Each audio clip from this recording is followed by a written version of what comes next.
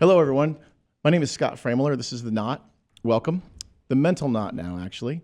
I'm here with Shelley Netco. We're going to do a State of the Union. There's been a ton of changes in the last, month?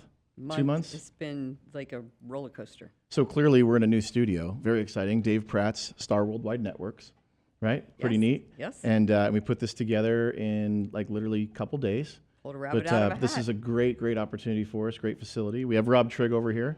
He's pretty famous here in the Valley, along with Dave. So He is. So we're really excited to be here. This is really cool. Yeah. Along with that, we changed the name of our show to The Mental Knot. Even when I did the intro, I was like, "Oh, welcome to the Knot." Well, it's not the Knot anymore. Now it's the Mental Knot. Right. So, and Dave Pratt did that. And literally our first conversation that we ever had, he was like, "Man, why don't you call it the Mental Knot so people know what the hell you're doing?" Otherwise, What's cool about that is it shows us, just like life, being in the middle of something, you can't see it until you step outside of it, right? Right, yeah. And he Pretty saw cool. it. And the mentorship is just being in this facility is a big deal for us too. Mm-hmm. So it's going to help us grow and be better at what we do and figure out what the hell I'm doing, because I have clearly no idea. But along the way, we'll learn. We will. So the other thing we did besides change the name is the foundation. I think we'd mentioned that before, the Knot Foundation for 501c3, and then we also started a work program, and this is pretty cool because we did that segment on Eric Worth, and that was with Pinnacle Recovery. So we went to Pinnacle Recovery, went to his graduation, and we put together a work program after that, and that's going really well. And that was based on seeing a gap, right? Yeah. So how that happened was when I was there talking to Eric, I got to sit in a meeting and do a little spiel on whatever I do, and it was pretty cool. And the interesting thing that we learned about that is that as those people go through that rehab program, 9 out of 10 end up going back in, and a lot of the reason why is because there wasn't a segment or something to do after that program or whatever you want to call it. So I was like, well, we need help. We need employees. Right. So we started a work program. So it's OIB Consulting, my construction company.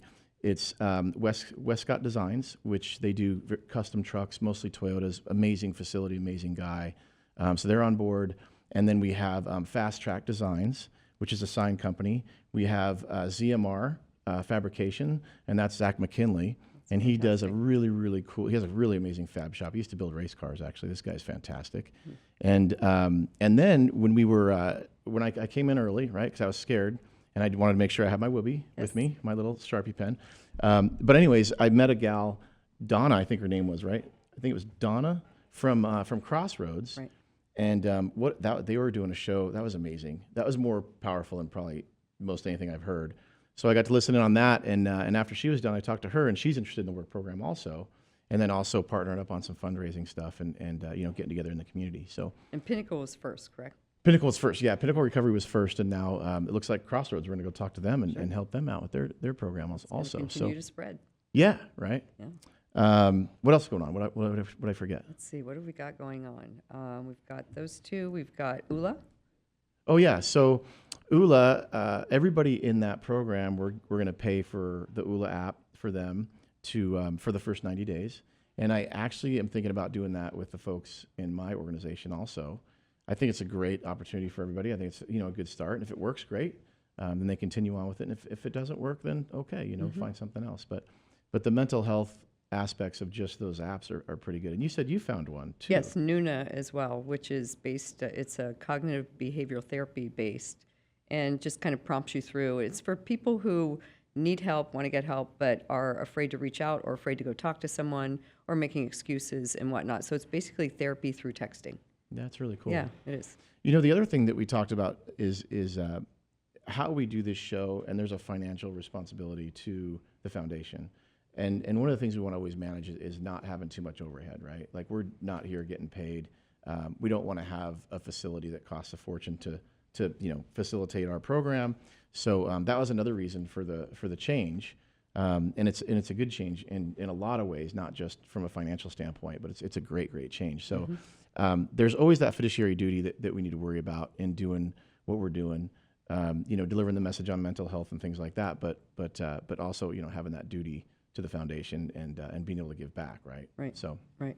And you've So also made some impact, you might want to mention, just with the schools and some other things that you've done as far as. yeah, so we've had a few parties, and mostly for the construction side. We had a holiday party, a Christmas party that we had a lot of fun at, and that was a great time. And we actually raised a decent amount of money.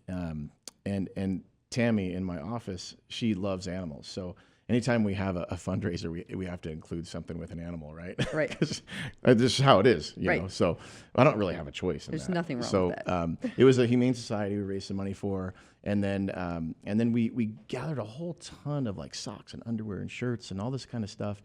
And I had this big giant truckload of stuff, and I was going to Garfield Elementary.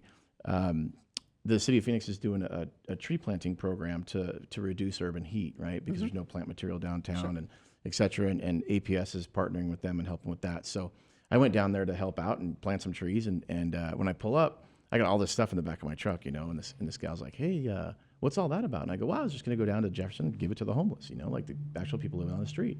And she goes, man, the kids here and their families, they don't have any clothes. And a lot of times kids don't even have socks or anything.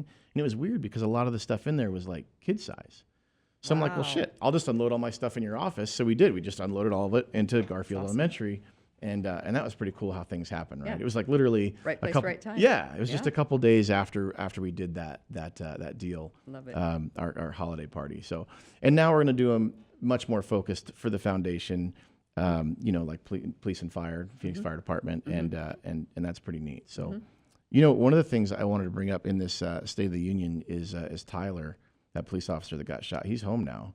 And Yes. and I read online here. I got my computer out, and I know we don't script things, but his wife said that he opened up his eyes, which is pretty amazing, man. That's pretty amazing. cool. So, That is amazing. our hearts go out to him and his family, and I hope he's doing great. And I'm sure he's beat like every odds so far, Right. and I'm sure he will continue to. He's So, here for a purpose. so that's pretty cool. That's pretty neat.